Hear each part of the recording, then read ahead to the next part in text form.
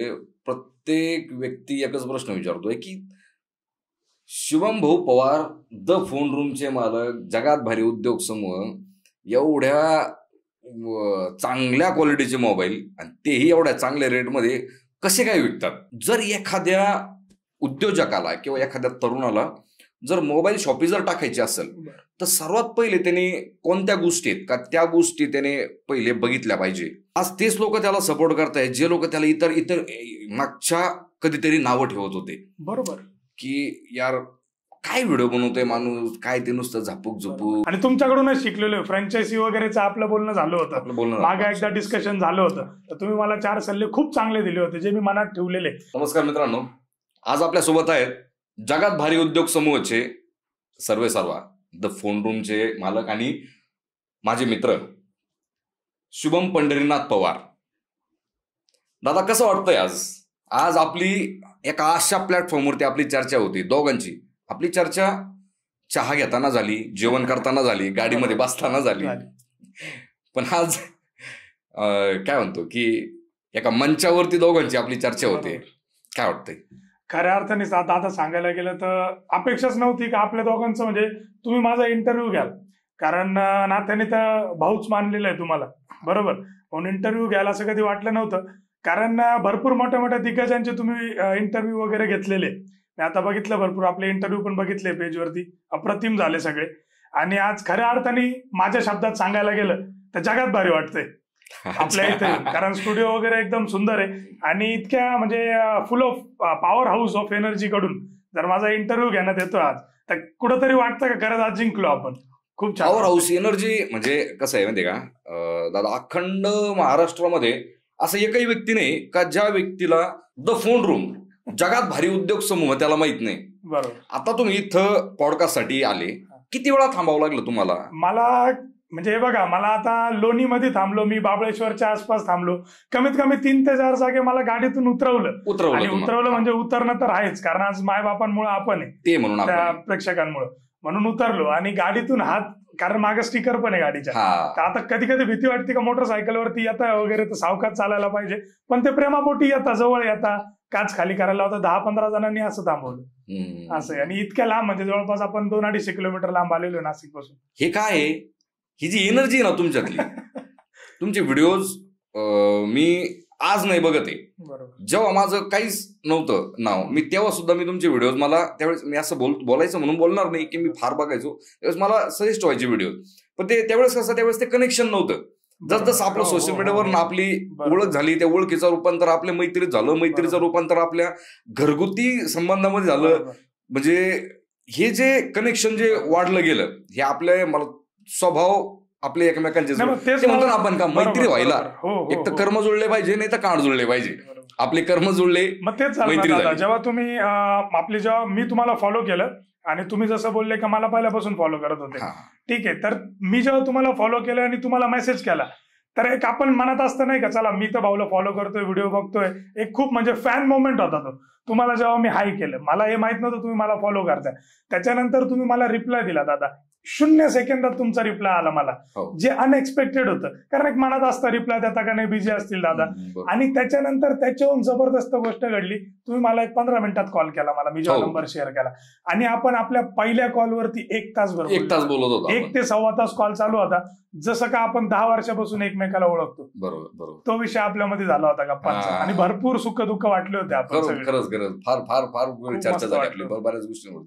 मला अजून एक विचारायचं असा प्रश्न आहे की phone room, the phone room, एक काय म्हणतो आपण की त्याला मोबाईलचं शॉप म्हणा, एक मोबाईलचा ब्रँड बनवायचा आपल्याला. ओके, ज्याच्यामध्ये असा एक ब्रँड की ज्याच्यामध्ये आपल्याला मोबाईल्स पण मिळाले पाहिजे, ऍक्सेसरीज पण मिळाले पाहिजे. का बरं वाटलं की आपण ह्याच फील्डमध्ये आलं पाहिजे, की ह्या फील्डमध्ये ऍक्सिडेंटली आले तुम्ही की ठरवून आले? बरं, म्हणजे याचं उत्तर द्यायला मला खूपच जास्त आवडेल, कारण हे गरजेचं पण आहे. लय जणांना माहिती नाही का मी मोबाईलच्या क्षेत्रात का उतरलो, तर खऱ्या अर्थाने खूप कमी जणांना माहिती का मी एक मेकॅनिकल इंजिनियर आहे, आणि मी टॉपर होतो, 8 सेमिस्टर टॉपर होतो पुणे युनिव्हर्सिटी किंवा कॉलेजमध्ये, बॅनरवर फोटो राहायचे. तर मेकॅनिकल इंजिनिअरिंग केल्यावरती बऱ्याचदा डोक्यात येतं का जॉब राहील किंवा कंपनी राहील, एखादी MIDCत वगैरे राहील, तर ते तर मी केलं, कारण हे माझ्या पप्पांचं स्वप्न होतं. माझे पप्पा मला बोलले होते का इंजिनिअरिंग व्हायचं तू बेटा आणि टॉपरच व्हायचं. चला इंजिनियर टॉपर होतं, म्हणजे त्यांचं स्वप्न पूर्ण करायसाठी मी इंजिनियर झालो. पण माझं एक पॅशन होतं दादा, मोबाईल मध्ये मला लय क्रेज होता, आवड होती मोबाईलची. आणि मोबाईल मी तेव्हा घ्यायचो. आणि व्यवसायाची सुरुवात आता कशी झाली, तर मोबाईल तर सर्वांनाच आवडतं तुम्ही म्हणता, तर व्यवसायामध्ये कन्वर्ट कसं झालं, सिम्पल एक बिझनेसमॅनचं डोकं असतं. माझे पप्पा बिझनेसमॅन आहे आणि मी त्यांचाच मुलगा आहे, साहजिक आहे. तर मला ते बिझनेसचं डोकं एक पहिल्यापासून होतंच, कारण आमच्या रसवंती गृह होते, केबलचा व्यवसाय होता पप्पांचा. मी गल्ल्यावर बसायचो, बघायचो व्यवसाय कसा असतो. तर मी एक मोबाईल घेतला मला स्वतःला, आणि माझ्या एका म्हणजे मित्र असो किंवा मग कोणी व्यक्ती असेल फर्स्ट डीलचं, तर त्यांनी माझ्याकडून तो फोन मागितला. आणि मी त्यांना समजा एक्झाम्पल देतोय, मी तो 10,000 रुपयाला घेतला होता. समोरचा मला स्वतःहून म्हटलं 13,000 रुपयाला द्यायचा आहे का किंवा 12,000 रुपयाला द्यायचा आहे का. आणि बिझनेसचा अर्थ असा असतो का ठीक आहे, म्हणजे एक रिअल बिझनेस बघितला तर प्रॉफिट आपल्याला काही त्याच्यातून भेटला तर आपण त्याला बिझनेस म्हणू शकतो. माझ्या हिशोबाने काहीतरी उत्पन्न पाहिजे, तर त्याच्यामध्ये मला प्रॉफिट दिसला, तर म्हटलं चला आपल्या पॅशनला जर बिझनेसमध्ये कन्वर्ट केलं तर काय प्रॉब्लेम आहे. एक चांगली सुरुवात होईल. पप्पाचं स्वप्न तर पूर्ण झालेलं आहे मेकॅनिकल इंजिनिअरिंगचं, ते बी टॉपर होऊन समजा. पण म्हटलं मेकॅनिकल इंजिनिअरिंगचं बी काहीतरी करायला पाहिजे. आंबड MIDC मध्ये नाशिकला मी टेक्नोस्किल इंडस्ट्रीज नावाची माझी कंपनी इस्टॅब्लिश केली. तिला 5 वर्ष झालेले, एकदम व्यवस्थित चालू आहे. आणि मोबाईलचा व्यवसाय असा सुरू झाला, तो पहिला जेव्हा फोन विकला त्याच्या प्रॉफिटनी मग अजून एक फोन घेतला. असे 1 फोन 2 फोन 3 फोन करत करत पहिले खिशात बाईकवर असा मोबाईल विकायचो, आणि हळूहळू मग ती लाईन लागली आणि मी मोबाईलच्या क्षेत्रात घुसलोय. ही स्टोरी कोणालाच नाही माहिती. अरे बापरे, असं आहे. म्हणजे अगोदर हे सगळं ऑफलाईन चालू होतं, म्हणजे ऑफलाईन म्हणण्यापेक्षा शॉप नाही, काय नाही. मी 3 वर्ष शॉप नव्हतं दादा, मी 3 वर्ष माझं ऑन व्हील्स विकले मोबाईल. म्हणजे मी पहिले 2 खिशात 2 फोन घेऊन फिरायचो, दाखवायचो, आवडायचा घ्यायचे, विश्वासावर घ्यायचे. एक शॉप नाहीये तर शॉप नाहीये तिथून मोबाईल कसा घ्यायचा, वॉरंटी, व्यक्ती तर मला शॉप नाही दिसत आहे पळून गेला तर, फोन मध्ये गडबड निघली तर, फक्त विश्वासावर काम चालू होतं.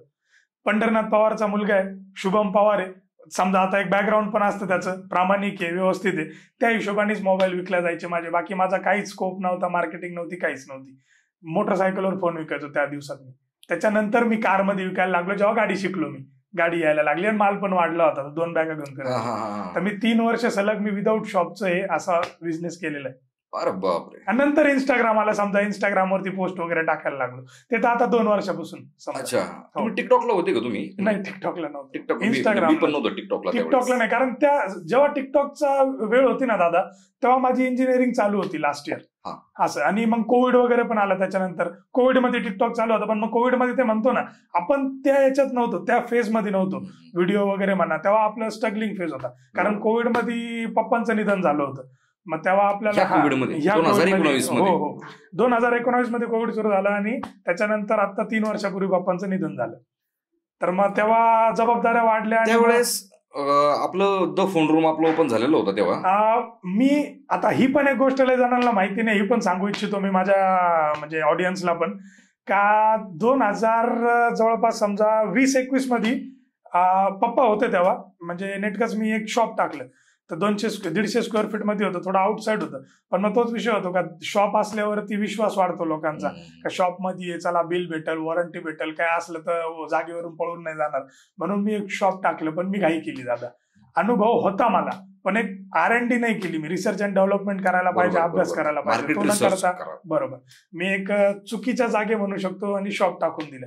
आणि ते मला 15 दिवसात बंद करावं लागलं. आणि हे मला सांगायला लाज नाही, कारण अनुभव घेतला मी, त्याच्यामध्ये हारलो नाही. जसं मी नेहमी म्हणतो, एकदा जिंकतो किंवा अनुभव घेतो, हार ही राहतच नाही.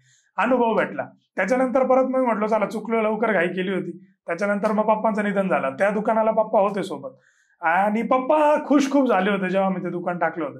म्हणजे त्यांच्या चेहऱ्यावरचा जो अभिमान आहे तो दिसत होता, की चला मुलाचं दुकान झालं. पण मग चाललं नाही म्हणून ते मी बंद केलं. आणि त्याच्यानंतर पप्पाचं निधन झालं. त्याच्यानंतर म्हटलं आता दुकान तर टाकावंच लागेल, कारण तो आनंद, तो अभिमान जो पप्पाच्या चेहऱ्यावर होता तो मला आयुष्यभर ठेवायचा होता, ते असो का नसो माझ्यासमोर, कारण बघता तर आहेच ना मला. तर मी ते गेल्यानंतर 6-8 महिने इतकी मेहनत केली दादा. घोटीला माझं म्हणजे घोटीला शिफ्ट झालो मी 6-8 महिने पप्पांचं निधन झाल्यानंतर. तिकडे त्यांची बी जबाबदारी होती, त्यांचे व्यवसाय होते, ते मोठ्या भावांनी मी मिळून दोघांनी बघितलं. तिथं फोन विकले मी, एक कस्टमरला बोलवायचो. आणि कस्टमरचे इतके उपकार माझ्यावर, हा शब्द उपकाराचाच मानाल मी, धन्यवाद तर नाही करणार. नाशिकहून घोटीला यायचे दादा मोटरसायकल फोन घेण्यासाठी. एक फोन घेण्यासाठी नाशिकहून ट्रॅव्हल करायचे, किंवा आजूबाजूच्याहून नाशिकचे जे माझे कस्टमर आहे ज्यांना मी म्हणजे माझं केलं होतं, ते घोटीला यायचे फोन घ्यायला. आणि फोन घेऊन जायचे गोटीवरून. तर त्यांनी मला ते 6 महिने लई सपोर्ट केलं. त्याच्यानंतर परत लाईन लावली आणि अनुभव घेतला आणि त्याच्यानंतर स्वतःहून दुकान शोधून आणि गंगापूर रोड नाशिकला द फोन रूमची पहिली शाखा, मेन शाखा सुरू केली शहीद सर्कलवरती. आणि तेव्हापासून लाईन लागली माझी. आज द फोन रूमच्या 2 शाखा झाल्या नाशिकमध्ये. तिसरी शाखेच्या तुम्ही तयारीमध्ये, जसं आपलं मागं बोलणं झालं एका XYZ ठिकाणावरती. तर काय वाटतं, जर तुमचे वडील जर आज हयात असते आणि त्यांनी जर हे सगळं जर, म्हणजे माझ्या अंगावरती काटा आला की तुमचे वडील जर आज हयात असते आणि आज त्यांनी जर आपल्या लेकाचं एवढं कर्तृत्व जर बघितलं असतं, आज आपल्या लेकाला अख्खा महाराष्ट्र ओळखतोय, आपला लेक गाडी घेऊन जर निघाला तर 5 ठिकाणी त्याला थांबवलं जातंय. द फोन रूमच्या त्या व्यवसायाच्या 2 शाखा झाल्या, तिसऱ्या शाखेच्या तयारीमध्ये. काय प्रतिक्रिया असते त्यांची? म्हणजे काय प्रतिक्रिया सर, म्हणजे मी सगळ्यात लाडका होतो पप्पांचा. मी लहान आहे सगळ्यात घरात, म्हणून सगळ्यात लाडका होतो आणि त्यांचा सपोर्ट प्रत्येक गोष्टीत राहायचा मला. म्हणजे मला म्हणायचे लबाड, तू कर काय करायचं, मी आहे पाठीशी. आणि जेव्हा कधी बिझनेसमध्ये, आता ते तर मला सपोर्ट करायचेच, पण शेवटी वडील पण होते ते एक साईडला. तर जेव्हा मला काही गोष्टींमध्ये त्रास व्हायचा, फॉर एक्झाम्पल मोबाईल विकला, काही अडचण आली, काही त्रास झाला, तर मला हे पण म्हणायचे, मी आहे ना तुझ्यासाठी, एवढं केलेलं इथं बस, हे कर, म्हणजे मी डिप्रेस पण नको व्हायला. म्हणजे त्यांच्या मिक्स फिलिंग राहायच्या, कारण त्यांचा बापाचा एक जीव पण होता ना. आणि असं पण म्हणायचे पुढे जाय मी आहे, त्यांचं असं हे होतं. आणि आजचे जर दिवस बघितले असते दादा, तर मी हे शब्दात सांगूच शकत नाही का पप्पांची काय प्रतिक्रिया असते. तुम्ही विचारलं पप्पांची काय प्रतिक्रिया असते, कदाचित वजन कमी असतं तर खांद्यावर घेऊन नाचले असते, एवढं पण सांगतो. कारण खरंच माझ्या अंगाला काटा आला. त्यांचा आनंद गगनात मावला नसता दादा माझ्या आजची ही वेळ बघून. म्हणून खूप आनंद होतो आज मला, का चला पप्पांना नाही पण मी माझ्या मम्मीत पप्पा बघतो आता 100%. आणि मम्मीला हे सगळं मला आता ते म्हणता ना, पप्पा नाही तर मम्मीला प्रत्येक दिवस दाखवायचा आता, जो पप्पाला नाही दाखवू शकतो. आणि मम्मीला दोघांचा आनंद द्यायचा आता. कारण आता ते वेळेचा विषय असतो का, समजा त्यांनी लवकर हे झालं, पण मग आता मम्मीला प्रत्येक गोष्ट, आणि जितका प्रयत्न होईल तितका जे मम्मी पप्पाला पाहिजे होतं त्याच मार्गावर चालू.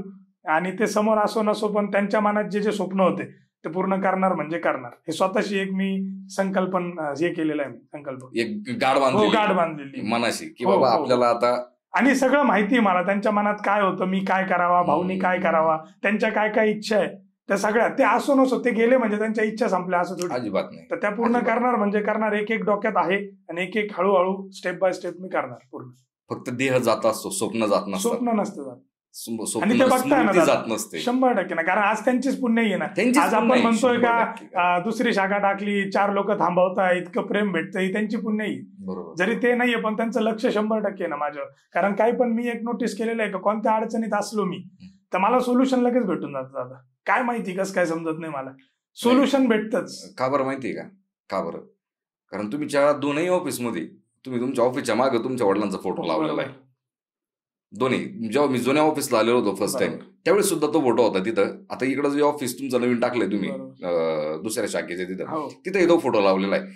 काय म्हणू शकतो आपण, एक पाठीराखा आहे तो. हो, पाठीराखा नाही, मला तेच सांगतो, पप्पांचे एक मित्र आहे. जेव्हा कधी तुमच्यावरती वाईट वेळ येते, काही अडचण येते, कोणती गोष्ट पाहिजे असते, कोणत्या गोष्टींचं अपेक्षा आकांक्षा तुम्ही ठेवता, त्यावेळेस तो एक वरद असतंय तुमच्या डोक्यावरचा, तो एक वरद असतंय, तो पाठीशी उभा आहे.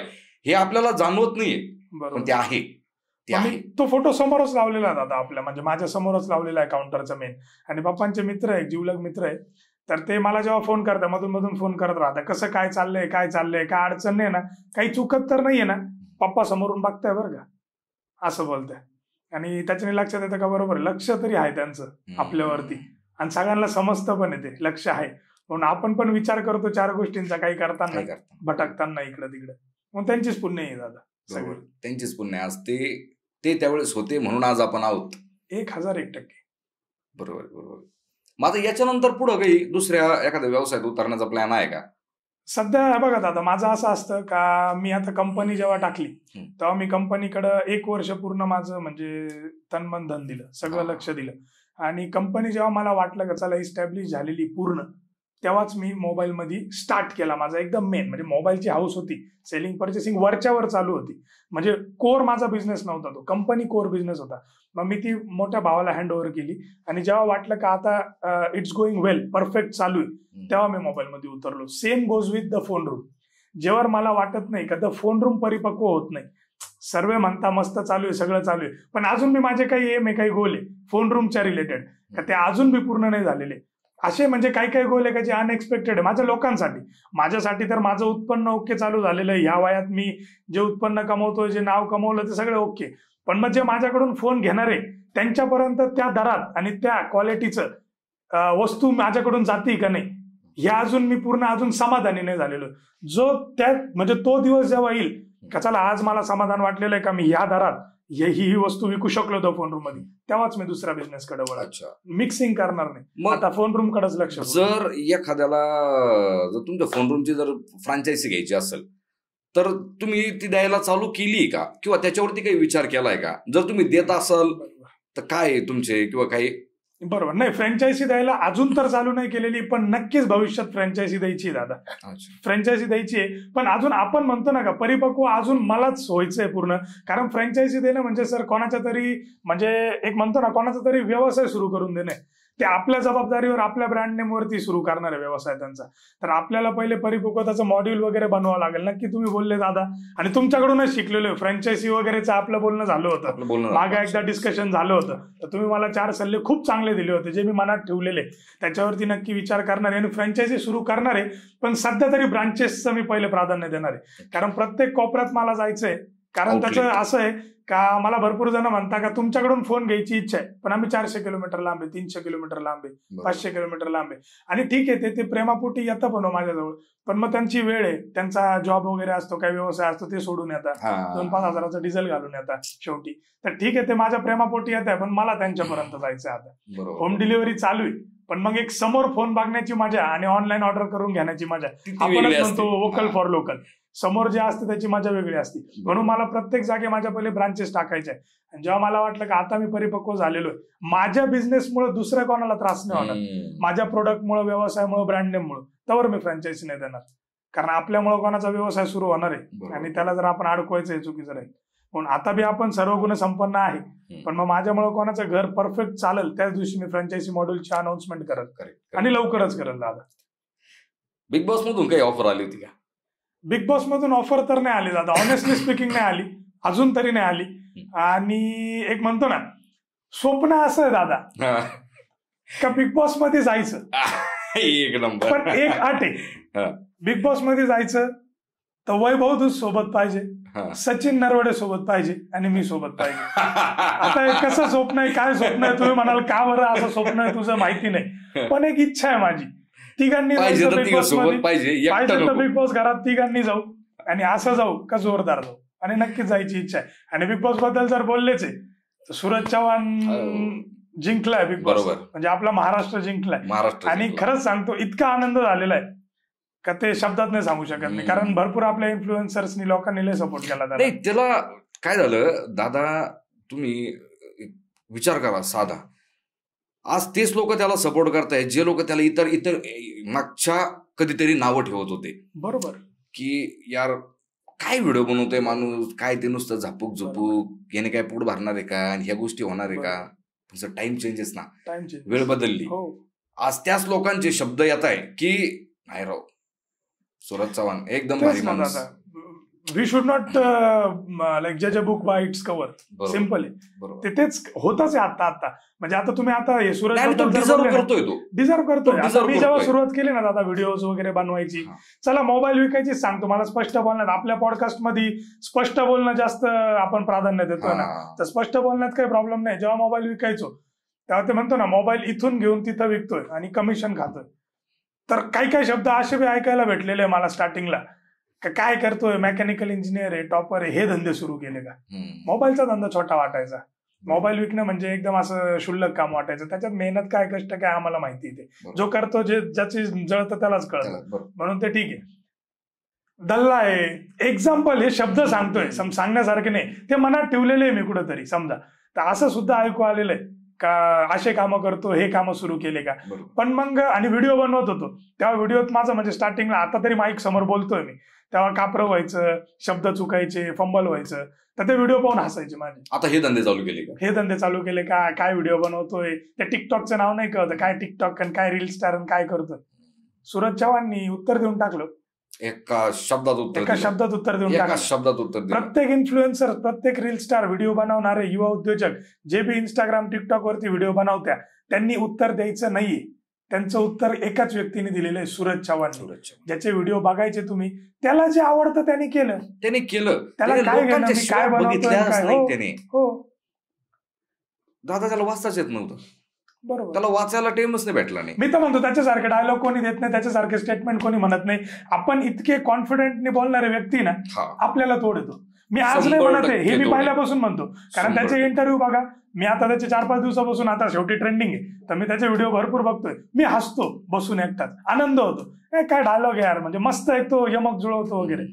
तर आज तोच सूरज आहे हा, ज्याला 2 वर्षापूर्वी ट्रोल करायचे हो सगळे. बरोबर. टाइम चेंजेस जसं तुम्ही बोलले. तर तेच म्हणतोय, दुसऱ्यांकडे लक्ष न देता आपल्याला जे आवडतं ते करत जायचं. रिझल्ट हा सूरज चव्हाण म्हणून भेटणार, हा सोपा विषय. आणि रिझल्ट असा भेटतो, हो, तो भल्या भल्याला झुकवतो. सबसे बडा रोग क्या कहेंगे लोग, सबसे बडा रोग क्या कहेंगे लोग. लक्ष न द्यायचं. बरोबर, असा सोपा विषय. दुसरी एक गोष्ट अशी, अजून एक प्रश्न मला असं विचारायचा होता की जर एखाद्या उद्योजकाला किंवा एखाद्या तरुणाला जर मोबाईल शॉपी जर टाकायची असेल, तर सर्वात पहिले त्याने कोणत्या गोष्टी आहेत का त्या गोष्टी त्याने पहिले बघितल्या पाहिजे, मग तो सर्वांगीण काय वाटतंय तुम्हाला? मोबाईल व्यवसायात आहे ना दादा, मोबाईल व्यवसायात एकच गोष्ट सगळ्यात पहिले लक्ष ठेवायची, लालच. लालच नाही ठेवायला पाहिजे.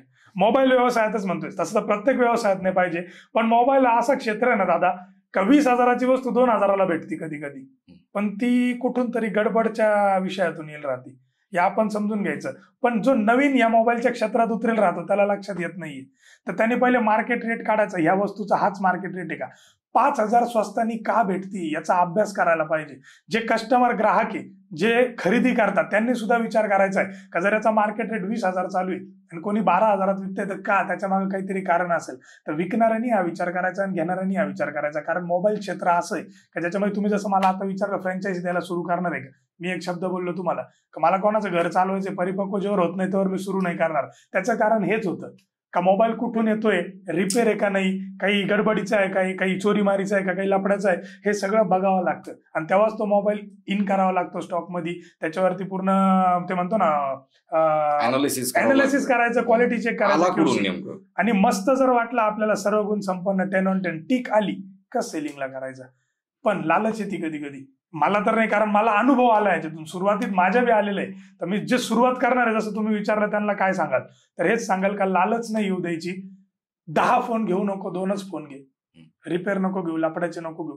त्याच्यामध्ये तुला 500 भेटत असेल तर चालेल. पहिल्या फोनमध्ये मी 300, 500, 700 कमवले, आजही तेवढेच कमवतोय समजा, पण क्वांटिटीमध्ये म्हणून आपलं हे झालेलं आहे समजा, म्हणून मोठा आपला विषय झाला आता समजा.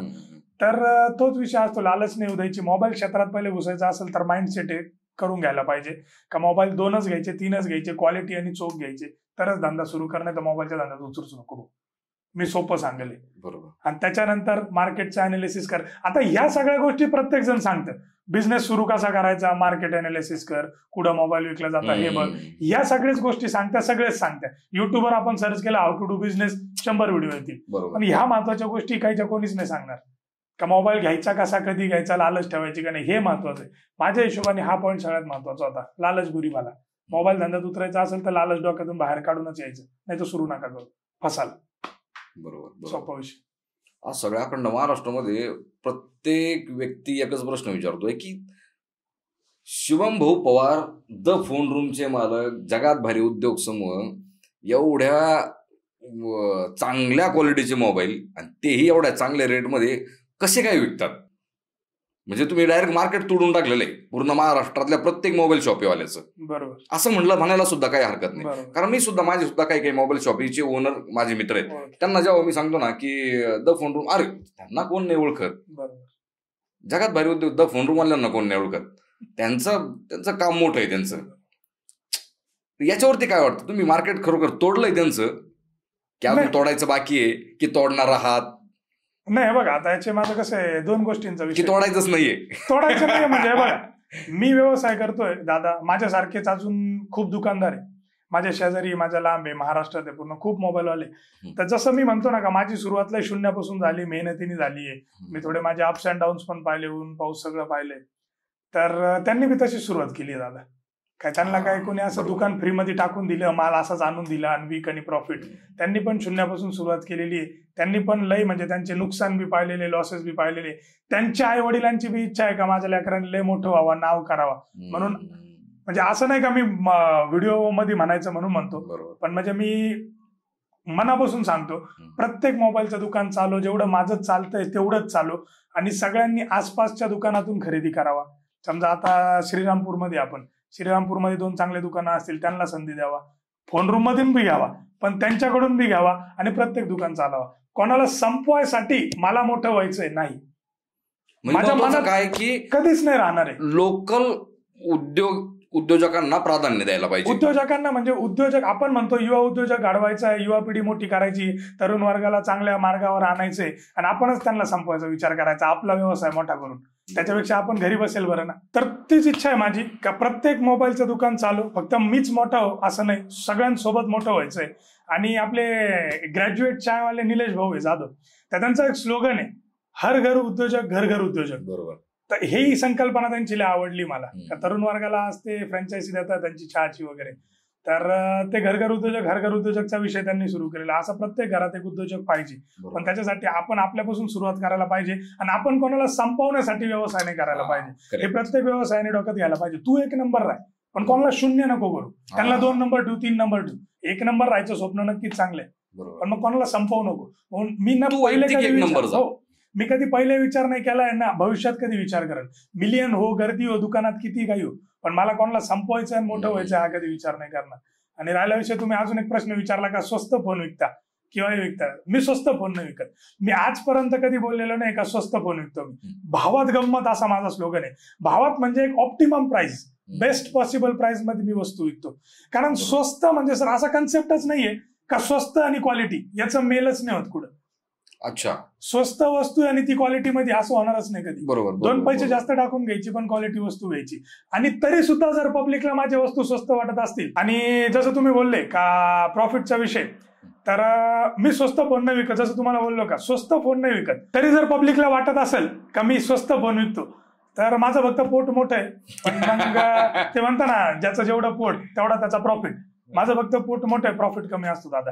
कारण तुम्ही जसं बोलले क्वांटिटीत फोन विकायचे असले तर प्रॉफिट मार्जिन कमी ठेवावा लागतो, आणि पब्लिक पर्यंत क्वालिटी वस्तू ह्या भावात पण पोहोचायला पाहिजे, जशी भावात गंमत. तर स्वस्त फोन विकण्याचं कारण असंच आहे का ज्याची त्याची इच्छा राहते. कोणी 5,000 कमवतो, कोणी 10,000, कोणी 500, कोणी 1000. डिपेंड जे आपण कस्टमर कमवायचे का पैसे, लोक कमवायचे का पैसे, हे माइंडसेटचा विषय. मी माझ्या हिशोबाने माइंडसेट ठेवलेले, त्या हिशोबाने व्यवसाय करतोय, त्याचा रिझल्ट समोर आहे. स्वस्तात बी वस्तू विकल्या जात आहे, प्रोडक्ट क्वालिटी पण भेटतंय आणि चांगलं उत्पन्न पण चालू आहे, आणि प्रत्येक जण खुश आहे आपल्यावर. बरोबर आहे, बरोबर. म्हणून हा व्यवसायाचा माझा फंड आहे, बाकी इतरांचा जो असेल तो त्यांच्या हिशोबाने. तरुणांना तुम्ही काय सल्ला द्याल की काय, जर तुम्हाला उद्योजक जर व्हायचंय तर कोणत्या गोष्टी तरुणांनी लक्षात ठेवल्या पाहिजे? बरोबर. तुमचं रुटीन काय पाहिजे, कोणत्या कोणत्या गोष्टी तुम्ही हाताळल्या पाहिजे, तुम्ही त्या गोष्टींना हात घातला पाहिजे, बघितल्या पाहिजे, आणि कोणत्या कोणत्या गोष्टी सोडल्याही पाहिजे? बरोबर. नाही, तरुणांना बघा, आपण पण त्या एज मधून गेलेलो आहे, त्या फेज मधून गेलेलो आहे दादा. युथ मध्ये किंवा तरुणामध्ये एक एज असती, सर्व गोष्टी करण्याची इच्छा असती, एक मस्तीचा एक एज असतं, त्याच्यानंतर एक जबाबदारीचं एज असतं, एक एज्युकेशनचं, मग बिझनेसचं. तर तरुणांना एकच गोष्ट सांगेल का पॅशन फॉलो करा, जसं मी केलं. जे आवडतं ते करा. म्हणजे आता भरपूर याच्या इंटरव्ह्यूज मध्ये एक्झाम्पल बघितलेलं आहे मी, जे व्हॅलिड आहे. का मी इथं वडापावची गाडी टाकली का शेजारी लगेच दुसरा वडापावची गाडी टाकतो, किंवा मग तू चहाचं टाक. हे भरपूर याच्यात ऐकलेलं आहे, जे मला व्हॅलिड वाटतं दादा. त्यांनी हे केलंय म्हणून तू पण हे करायचं. आता तुम्ही पॉडकास्ट सुरू केलं, मी करू सुरू. माझं क्षेत्र जे मी त्याच्यामध्ये करेल, तुमचं क्षेत्र जे त्याच्यात तुम्ही करायला पाहिजे. पॅशन फॉलो करायला पाहिजे. कॉपी करणं म्हणजे मी कॉपीमध्ये तर भरोसा नाही ठेवत, मी इन्स्पिरेशन मध्ये ठेवतो. कोणी मला कधी म्हटलं का तू याचं कॉपी करतो, मी म्हणतो नाही भाऊ, कॉपी नाही करत आहे, मी त्याला इन्स्पायर्ड झालोय, मला ती गोष्ट आवडली आणि मी त्याला फॉलो करतोय, कॉपी नाही करत. म्हणून तुम्ही फॉलो करा कोणाला, तुम्ही त्याला कॉपी नका करू, त्याला फॉलो करा, त्याची गोष्ट घ्या, त्याचं इन्स्पिरेशन घ्या, मोटिवेशन घ्या, पण त्याच्यासारखं करायचं आणि त्याच्यासारखं मोठं व्हायचं हे डोक्यात नका ठेवू. म्हणून तरुण वर्गाला एकच मेसेज राहील, जे आवडतं ते करा, पॅशन फॉलो करा, एज्युकेशन कम्प्लीट करूनच करा. पहिले शिक्षण पूर्ण करा, त्याच्यानंतरच करा. कारण आपण म्हणतो शिक्षण काय आहे, ती डिग्री मला भेटली मेकॅनिकल इंजिनिअरिंगची, टॅन थिटा कॉस थिटा कुठं वापरला मी, कुठं a² + b² + 2ab कुठं वापरलं मी. ते वापरासाठी नव्हतं, ते पॉलिश होण्यासाठी होतं.